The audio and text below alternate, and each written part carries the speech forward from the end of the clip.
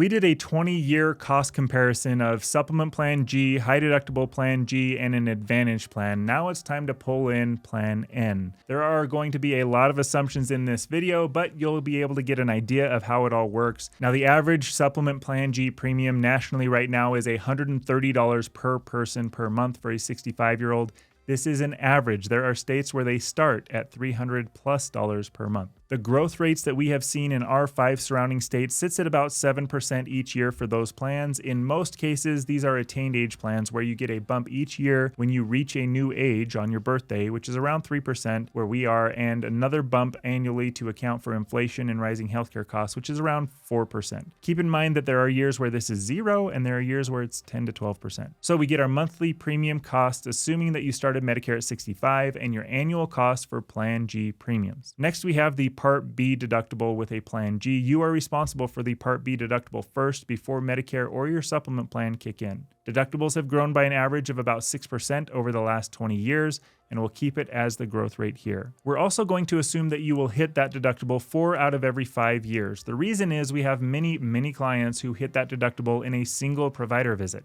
It doesn't take much to hit that. If you don't visit providers in a year, that will obviously be 0. Another thing to keep in mind is Part D prescription drug coverage. Most of those on a supplement plan are getting a drug plan as well. This one is really hard to gauge because just this past year, from 2023 to 2024, we saw an increase of 76% on the average Part D premium. With the changes coming to Part D in 2025, I would imagine that this will go up again, so I feel like I'm being a little bit too generous here with just a 6% increase per year, but again, mess with these numbers as you'd like. There are plans much lower than this, and there are plans much higher than this. Next to that, we have the annual premium cost. And our last column is going to be the Part B premiums.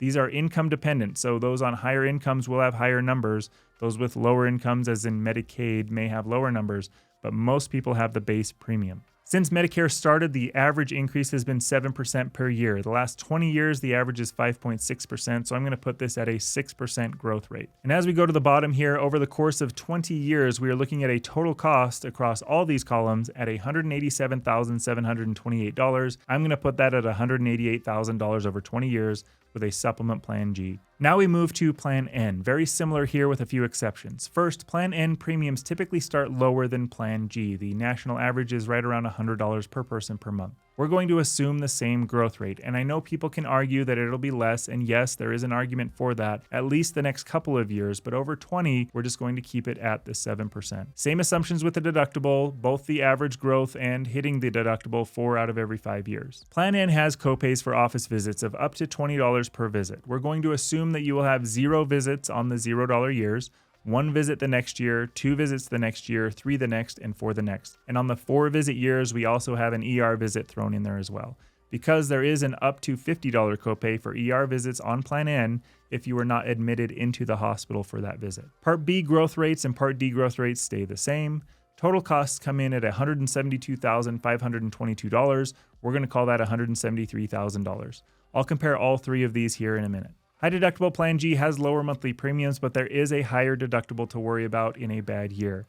Again, we're going to assume that you meet 0% of your deductible in year 1, then 10% of your deductible in year 2, then 20% in year 3, 50% in year 4, and a catastrophic year where 100% of your deductible is met in year 5, and that just repeats over 20 years. And we still have the Part B and the Part D premiums. The total cost with a high deductible Plan G is $188,154. We'll call it $188,000 over 20 years.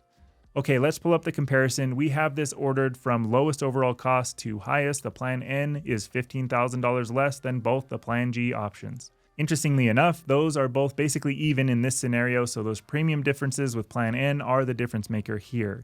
It comes out to about $750 per year under all of our assumptions. Okay, let's move on to 6 important considerations with this and how to approach this decision yourself. First, these numbers are make-believe. I'd be willing to bet that no single person in history has ever had a 20-year span that will look just like this. I just tried to make some assumptions and threw in some numbers.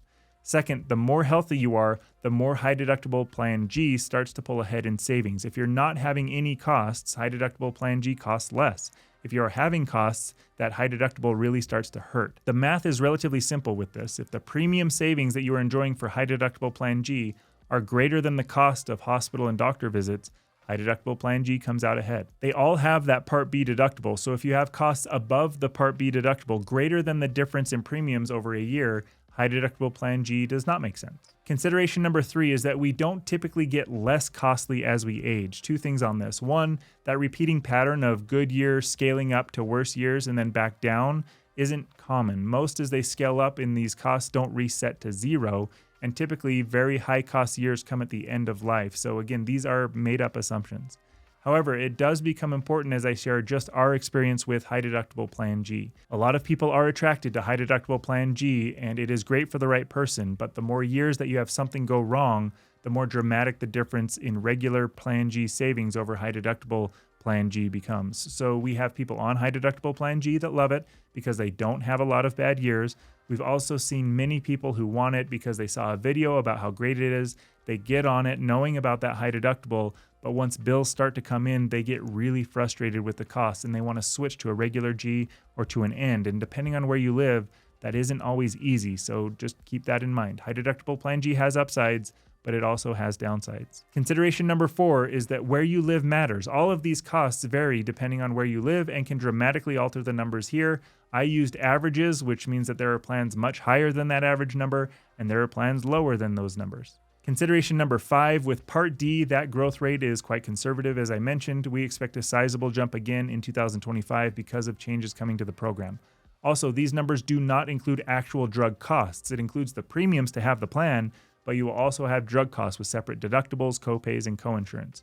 The good news around this is that in 2024, there is an out-of-pocket max of sorts sitting right around $3,300. And in 2025, that max out-of-pocket is going to be $2,000 per year. So if you are on expensive medications, these numbers can all go up. Okay, the 6th consideration is HSA dollars matter. Look at this. You are not allowed to use HSA dollars to pay your supplement plan premiums. You are allowed to use the HSA dollars to pay for deductibles, copays, and Part D premiums. Once you go on Social Security, Part B is coming out of your Social Security check. You can use your HSA dollars to reimburse yourself for Part B premiums, but for simplicity here, when we look at all of the money that you need to have on hand to pay for this, about $84,000 is coming from Social Security. For regular Plan G, you can also use your HSA to pay for the Part D premiums and the small deductibles totaling about $34,000, but you need to have dollars available to take care of the $70,000 that you're looking at in premiums. With Plan N, you can use your HSA dollars for the deductible and the copays, so about $35,000 in this example, leaving you with about $54,000 to come up with on your own outside of your HSA over 20 years. High Deductible Plan G is a little bit different, about $38,000 in premiums that you cannot use the HSA dollars for, and you could use your HSA for the $67,000 that are made up of your high deductibles and your Part D premiums. And for all of these numbers, for you couples out there, you need to double them. So financially, with a High Deductible Plan G in this totally made up scenario, the couple would need about $80,000 to cover premiums and $135,000 in the HSA or other sources to be set for life. We do see this happen, and if not $100,000, still quite sizable HSAs in the $60,000 to $70,000 range. For Plan N, the couple would need about $108,000 to cover the Plan N premiums and another $70,000 in HSAs or other sources to cover the rest. Finally, with regular Plan G, the couple would need closer to $140,000 for premiums and about $68,000 in their HSA or other account. Okay, the last important consideration. Cost isn't everything. For some people, it is, period. It's all about the dollars. For others, the stress of worrying about good years versus bad years or copays or higher deductibles, it's just not appealing. Plan G is the most popular plan right now. There's no other way to say it. Most who want a supplement plan are choosing this because, number 1, they can afford it right now. Number 2, they want the freedom of original Medicare. And number 3, they would rather pay more right now in premiums to not have to deal with medical bills and to just have it all taken care of. So this is by no means me saying go with one of these plans or don't go with another. It's simply showing how costs can scale over 20 years. If you haven't seen this similar analysis that we did with an Advantage plan included, make sure that you check it out right here. There's quite a bit more separation between the plans in that one, and we will see you over there.